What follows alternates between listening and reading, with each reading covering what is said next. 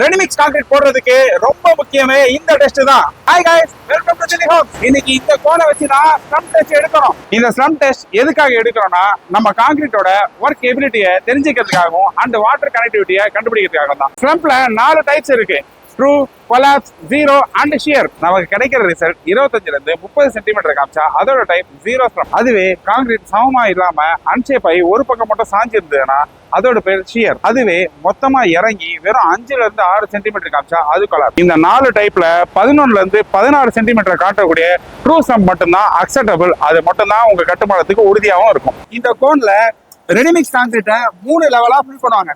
அதுல ஒவ்வொரு level fill பண்ணும் போதும் நம்ம ஒரு 25 தடவை அதை குத்தி எடுக்கணும். 25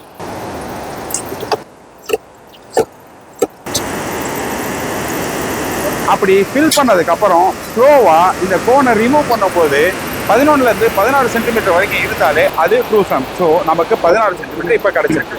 மேலும் இது போல பயனுள்ள தகவல் தெரிஞ்சுக்க நம்ம டெல்லி ஹோம் சேனலை சப்ஸ்கிரைப் பண்ணுங்க அண்ட் ஃபாலோ பண்ணுங்க.